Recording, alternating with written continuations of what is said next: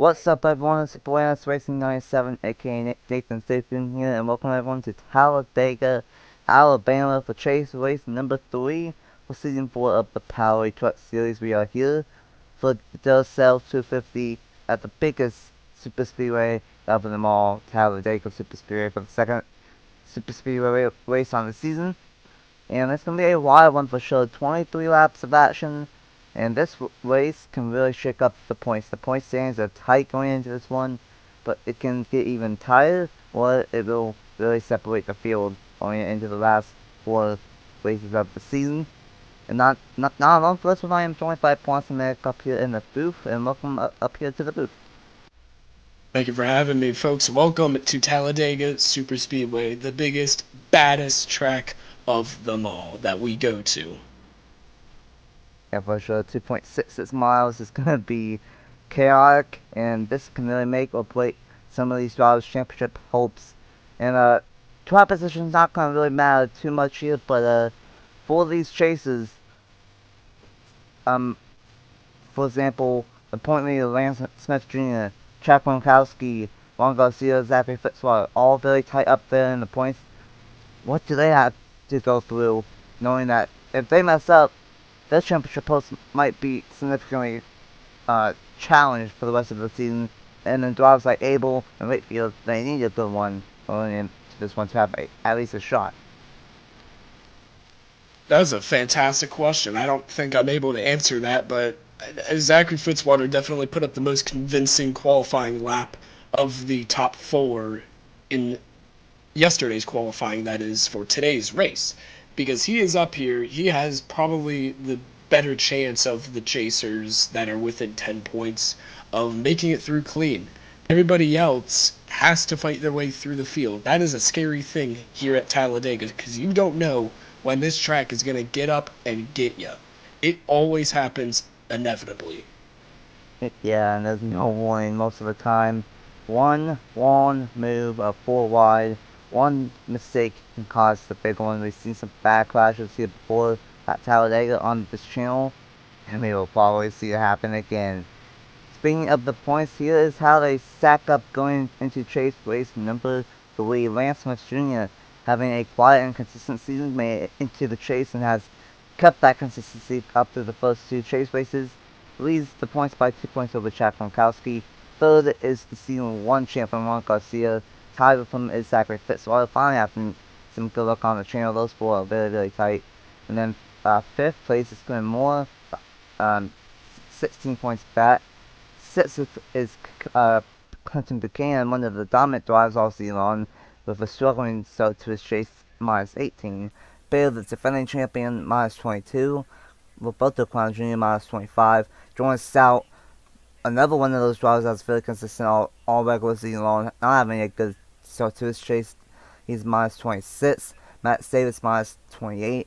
And Aaron Abel, minus 36. And Trenton Wakefield, minus 42. Those 2 really need good ones here today. They've shown speed all season long, but have not shown it here so far in the chase, and they need some good ones here today to have at least a championship fight and to have a chance in the last 4 races.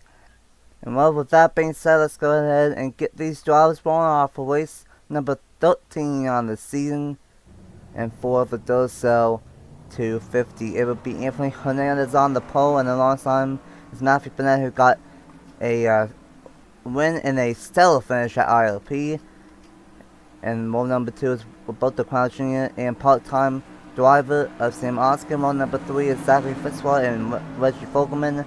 Role number 4 is Trey Smith and Trinity Aya. Role number 5 is the 56 of John Hernandez and the 61 of Chris Reynolds, making sure that everyone is rolling off here at Talladega, and it looks like they are. And unfortunately, you see a lot of chases, once again, bad qualifying ones. Abel, Stout, Baird, Wakefield, and Moore, and Juan Garcia, all starting to be deep in the field. That could play into a factor here. Watson, this is going to be probably the most unpredictable race for me to ask you this, but who do you think will win here at Talladega for the Duracell 250? Someone who's been praying and has a miracle ready in their pocket. That is all I'm gonna say. This track usually produces the occasional surprise winner. I think we may see that. I think we may see somebody that is either been way behind in pace on the other tracks and finally shows up with a truck good enough to win it, or one of the trucks from part-time qualifying. A lot of them showed great speed. Watch out for them. Yeah, for sure. Of course, at Austria, all four of the part-time trucks finished top 6, I believe. There, if they bring that same speed here, they could have a shot at this race victory. Pace truck gonna dive down onto pit road, and unlike Daytona, the start finish line is past the tri-oval, and that could change things at any time in this race, and especially during the finish. Anthony Hernandez starts on the pole, and he will lead the field to the green flag alongside Matthew Burnett, the IRP winner. Chase race number 3 at Talladega Superspeedway is green. Let's go trucking the Duracell 250.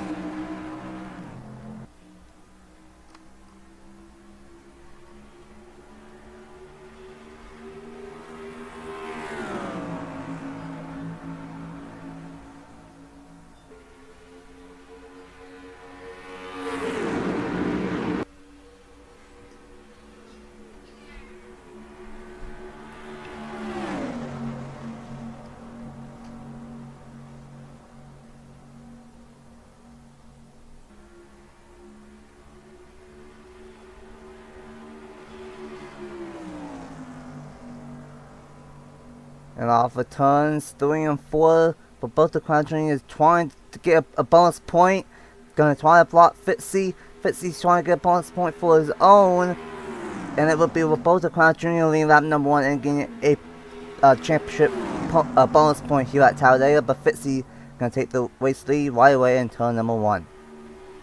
That's the kind of desperate acts that we're definitely going to see throughout the day. Roberto Crown Jr. is 8th in points. He needed that point.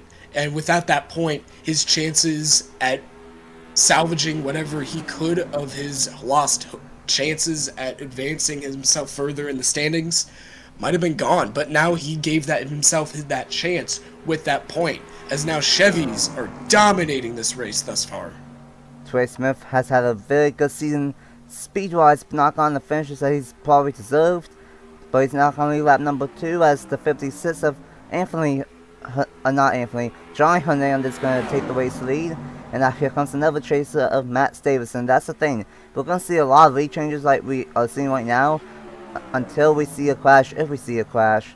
And I do believe that is going to help a lot of these chasers like Roberto Crown Jr., Zachary Fitzwater, and Matt Davis. If they can lead a lap, that is 1 point towards the championship. And if you can get and if you can somehow lead the most laps, that is another bonus point. So you have to get as many bonus points as you can possibly get, especially at Talladega, because it is a wild card, and you can't get as many points, bonus points as possible, but get involved in the wreck still. But Clinton Buchanan, who won all the way back at Daytona to start off the season, he's trying to do the Superspeedway sweep. He led lap number 3.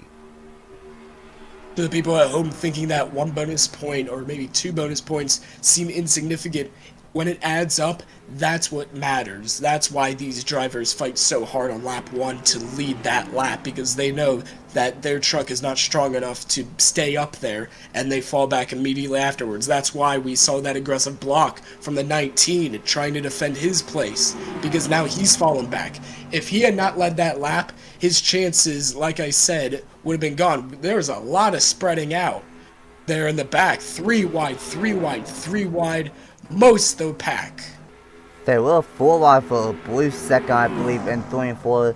That's why we went back to that, but they luckily settled back down. And now the 18 of Justin Zidell out front, been out front for a lap or 2 now, trying to stay up front. But here comes Stephen Collin, very fast late in the season during the second half, but cannot get that race victory under his belt. Trying to get a win here today at Talladega. There's Shane Winslow in the 17, and here's Quinn Moore in the 25. Winning at Willow Springs and I believe Pocono. late in the regular season. And the real thing about Quinn Moore, it didn't show a lot of speed in the middle part of the season, but a few races before the chase, he's been hot, and he's been hot ever since. I think got a bad break at Oswego Dirt though, that's why he is deep in the standings, about middle of the road, but was leading the points after ILP, trying to get back up to the top of the standings, and this might help him try to take the race leeway and get a bonus point. But Moore is definitely one of those people that needs a good race. He, as you said, did not really have the best of races last race at Oswego, and definitely needs to lead this lap. Lap ago, right at start finish, they were 3 wide. A lap before that, they were single file. That goes to show that everything here at Talladega can switch up as fast as it goes. It's crazy how fast everything could change. You can look up at the corner there. The average lap speed is 210.1 miles an hour. These trucks are zooming. Absolutely wicked fast speed. Of course, we don't have the restrictor plates here on this channel, so they are going a whopping 212, 215 in the draft, so wicked fast speeds, and with that causes some chaotic moments here at Talladega, and Moore tried to leave last time by, but Buchanan stole it from him. Now Watson, who's had a dismal season, is going to steal it from the 45 of Dylan Matthews this week. And speaking of the 45, here's his teammate, defending champion Nathan Stapleton up front as well. And you have to be on edge, you have to be on your toes at all time. You cannot let your guard down, or else the big one will strike and you will be in it. You have to be focused on everything. There must be not a single moment that you let you must always have that tension in you. You must always grip that steering wheel like something is going to happen, because if you let it down, then it most likely will. Yeah, for sure. And so far, so good at Talladega. We've seen, I believe, one 4-wide close call, but other than that, no issues on track. No one having any problems, and it's been clean and green. We saw it at Daytona where it surprisingly went caution free. This race, I think, has more of a chance of having a caution than that Daytona race. And the way that these guys are racing, I'm shocked that we've not had one yet. As Wakefield last in the points, he's trying to take the race lead from Elijah Gordon, who could have made it into the chase, but had a bad Pocono once again, and Wakefield to the point. Other driver on that outside, leading the outside actually, Elijah Gordon. He also had a really bad Pocono race, which is why he's in this position. He wasn't really in contention at all for the chase, but definitely would have helped to get his name out there if he would have won, or at least showed up to race and not flip upside down and then spin up on his nose. Yeah, not but one of all places. That was very unfortunate for Elijah Gordon, not having a good time at Pocono in both Cup and Trucks this year. Maybe he can have a little bit of luck next season, as we got a part-time truck of Jeff Leafler out front now, and here comes the 91 of Zachary DeLillo, who I'm shocked of how dismal his season has been, unfortunately, for this 91 truck. Of course, his teammate Roberto Crown Jr. in the chase, the 91 not so much, and you mentioned it, the 52 also there flipped, it is. There's that 4 and wide. here we go, 4 wide. This might not end well. Have to be careful. And oh, there they go. The crash going into turn 1. It is the big one, the one that we've been fearing. Oh, we're gonna have an incredible crash. So many chases. The 20, the 44, the 19, 33, and the 75 of Fitzy. Oh, this is what we've been fearing, this type of racing that was going to happen, that 4 wide in the middle of the pack, no good. It was never going to end up well. They are still racing in that pack, the 3 pushing the 38 to the front. Oh, what a heartbreak on lap 11. Well, we were saying it can happen in an instant, and it did. I didn't even know that they were 4 wide until they were.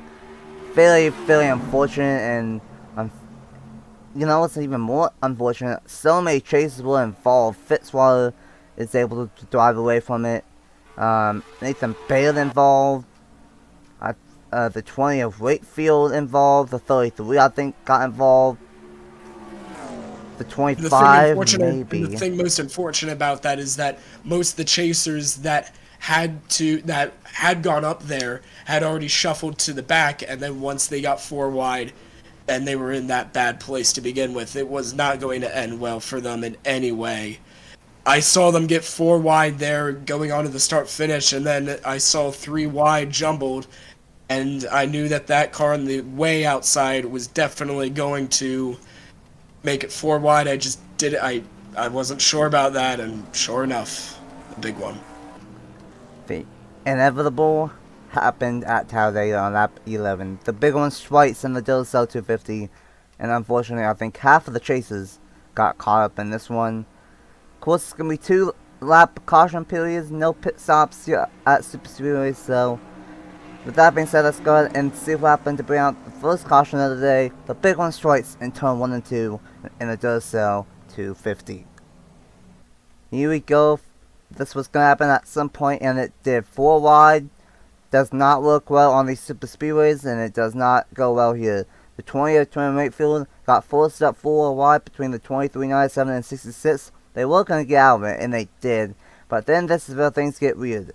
Nathan Stapleton went a little bit high at seeing the tri-oval, and Clinton Buchanan tried poking his nose in it in between Fitzy and Stapleton, and started banging off the 44 in the 61, and around they went. Fitzy barely got clipped into the 23, and then the 32 into the outside wall with Gordon, and then all these trucks go up into the outside wall.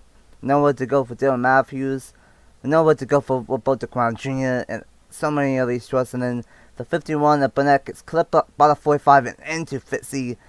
Nowhere to go for Fitzy. Second crash in this one crash. And then all these trucks end up sliding down this very, very tall banking at Talladega, and a couple of them get beached, unfortunately, on the apron. But not the worst crash we've seen at Talladega. We've definitely seen a lot worse here, but still, it was the big one nevertheless, and unfortunately, a lot of chases involved. Fitzy, Roberto Crown Jr., Baird, the defending champion, Buchanan. Buchanan might be okay. Lance Smith Jr. as well. But maybe Quinn Moore might be okay because he went down on the apron. Some of them might be okay, but Lance Smith Jr. definitely. Fitzy for sure. And then Baird and Roberto Crown Jr. as well. So at least 4 chasers were involved in this one. And the big one strikes for the first time of the day. Right, so we're following the 45 here of Dylan Matthews. You'll see them get 4 wide up there. He's deep in the outside pack, and he sees this going on, bouncing, and then the crash, the inevitable crash, and then he gets clipped. He clips Matthew Burnett, who comes up and slams hard into Zachary Fitzwater, and down the apron they go. Just a really fast-paced crash, nothing that they could have done. Yikes. That's the only word. Yikes. A lot of chasers in this, and the ones that needed a good race are definitely in this. And that's just Talladega for you. That can strike no matter where it happens. It will happen at some point. And unfortunately, these guys were not prepared, and unfortunately, at least 4 chasers were involved. Baird, Fitzwater, Crown Jr., and Wakefield. Maybe a couple of others, but ended up being a clone. Bronson Mick, the part-time truck, leading the field back to the green. Gonna be right around halfway complete in this one, so gonna go back green past halfway. And the Duracell 250, is that gonna be the only big one of the day? But we have another one? Just have to wait and see. Let's get back to the restart at Talladega. Welcome back to Talladega Superspeedway. We will go back with exactly 10 laps to go in the Duracell 250. And it will be Bronson Mick, a little clone, Bradley Weem, who won at Charlotte, Trini Aya, who got a win somewhere, I'm not entirely sure, Eric Shawn, who flipped at Pocono, the number 97 of Sam Oskin, the 26 of Jeff Leafler, Eli Bright, who just won at Oswego Dirt in dominating fashion, is up here, the 91 of Deletto, the 61 of Chris Reynolds, and then the 98 of Josh Ramson. Now at the top 10. Yeah, I mean, I'm leading at Talladega. I guess there's not that much to say about that. Just hoping that the truck does its thing. I hope that they, wad it up, and then that we're the only truck on track. No, I mean, the 38. I hope we all have a run for their money. I hope we all have a run for their money. Go into the Geico restart zone. Well, there's actually no restart zone in there, but restart zone. Here we go. It's going to be a 10-lap shootout at Talladega Superspeedway. Will we crash them again? Will a part-timer win? Will a full-timer not? And the chase win? Or will a chaser get the first one on the up the chase? Back green with 10 laps to go. And Aya with a great jump on the outside lane, but that's not going to help her down into turns 1 and 2. As Crown Jr. is going to get back out, try to salvage any points that he can maybe get in, and hope that they crash again. Ream to the lead, and here comes Sean as well. Ream was committed to the 3's back bumper, but then as soon as the 3 went up to block the 66, Ream saw that opening, he took it, and now he's leading. That's the type of risks that pay the most rewards. 26, a massive push by Eli Bright. Is that going to result in the 26 taking the lead?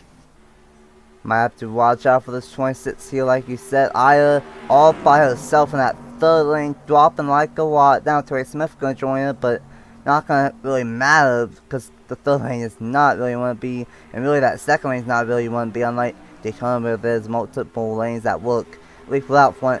Here comes Eli Bright trying to go 2 in a row in the Powerade Truck Series to the point.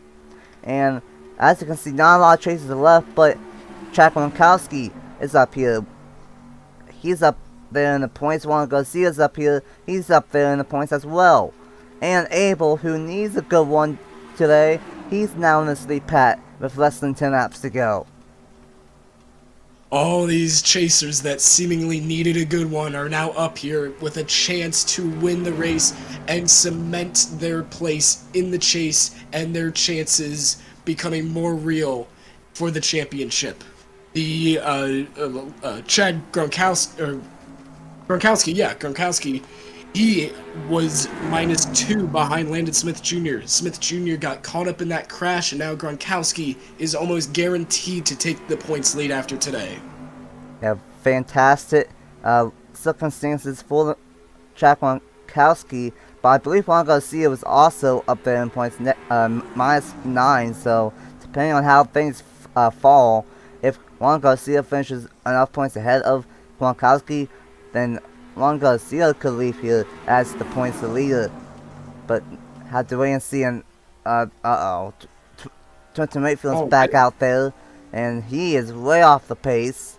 And we're gonna see lap traffic dictate of what happens here.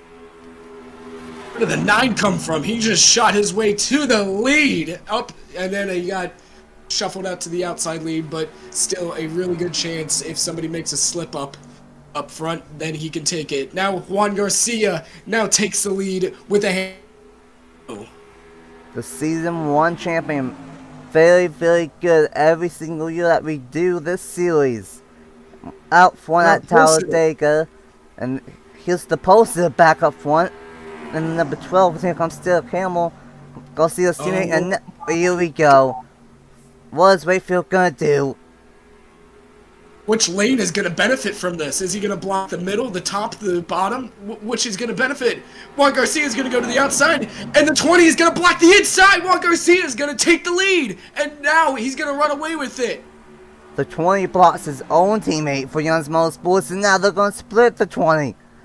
Oh boy. Oh my goodness, the balls. Now the 12.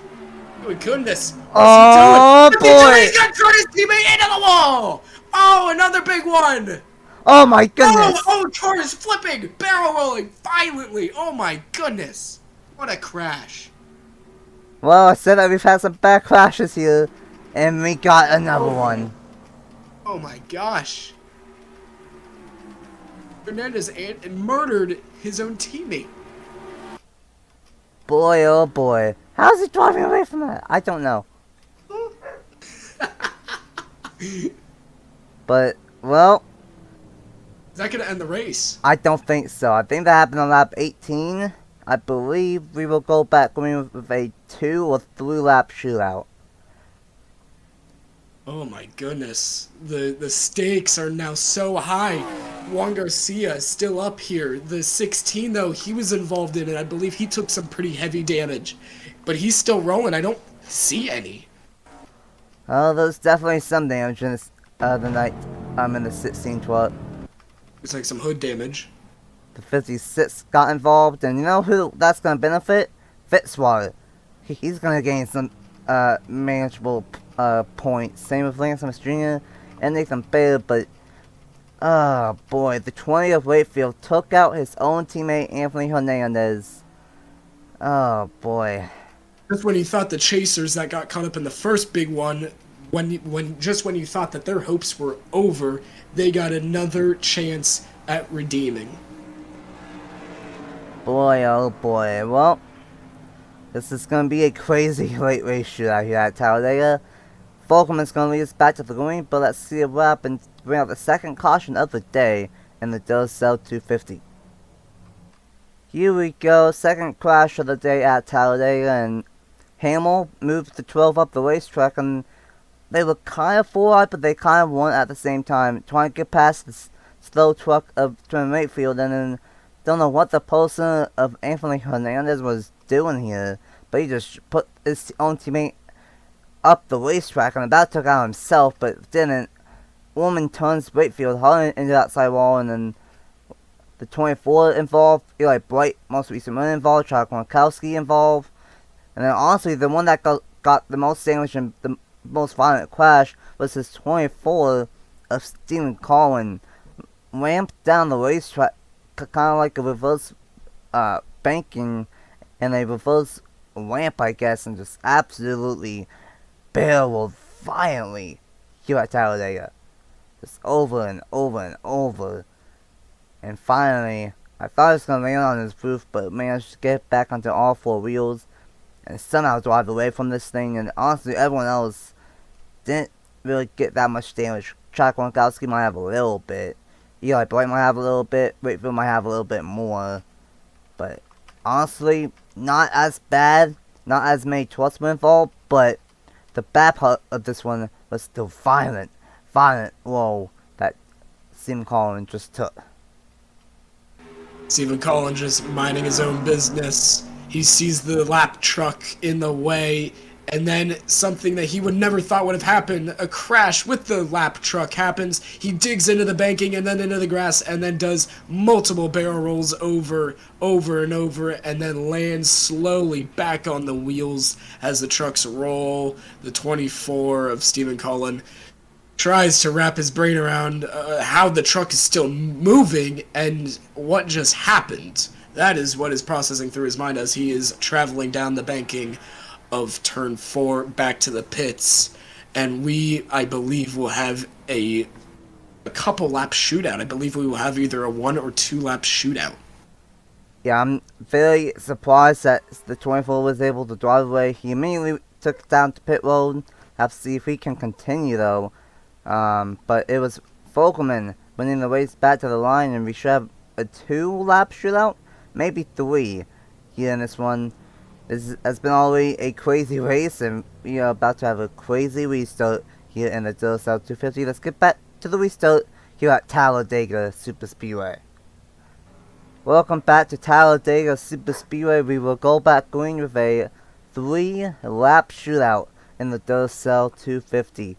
This has been a crazy race, and we are not done yet. 3 lap shootout, and it's Volkman, Garcia, Hamill, Winsoff, Apel, 11 points, surviving all the chaos in 5th. Sean, Smith, Williamson, Davis, and Oscar in the top 10. 3 chases in the top 10. A lot of chasers have been involved in something today. And you said of how if Chuck Gronkowski can get a good finish, he might be the point leader. Well, now, as of phase 1, I think Juan Garcia's going to be the point leader going into Chicagoland next week. Oh no, I jinxed him. Oh, man. The commentator's curse. It never fails, does it? No, it does not. And especially at Talladega, it will hurt if you jinx them. and unfortunately it did, and it happened to Jack Gronkowski. But we have a 3-lap shootout here at Talladega, and I think anybody in the top 10 has a realistic shot here in this one, maybe even top 12, top 13. But Fogelman has had a rough season in this voice machine that can all change with a victory at Talladega, but can hold off for 3 laps in the Duracell 250 back green at Talladega. Oh, we got a fantastic jump on Juan Garcia. His teammates going to the outside, bailing on him. The 17 going to go with Garcia. Maybe there's a little bit of gap for the 99 to jump down to. Now it's closing, and now it is gone. The 17 is going to help Juan Garcia, perhaps, but Reggie Fogelman is to the lead, and a big one. I don't think that's what you want to have happen, though, at Talladega. Don't want to have a big lead, and speaking of which, Juan Garcia has a big one. He's going to try to send it in turn 3, and he's barely going to get to the inside. Very, very close right there. And now Juan Garcia to the point. Wins off right behind him. And Trey Smith, he's been fast all season, and we might go 3 wide for the race lead here.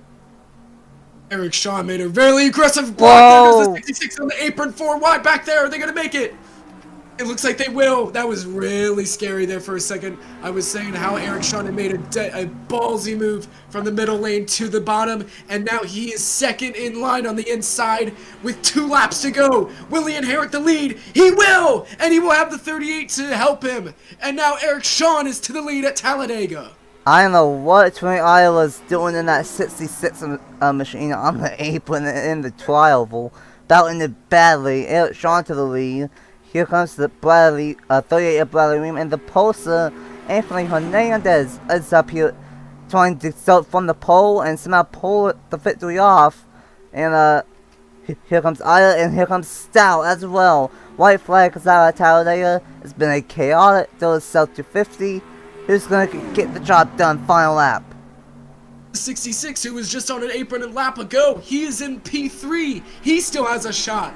The 12 truck still has a shot. Everybody here still has a shot. The 66 goes with the 12 of Anthony Hernandez and will leave the 38 to dry. Anthony Hernandez to the lead for the moment. Will the 66 make 3 wide? No.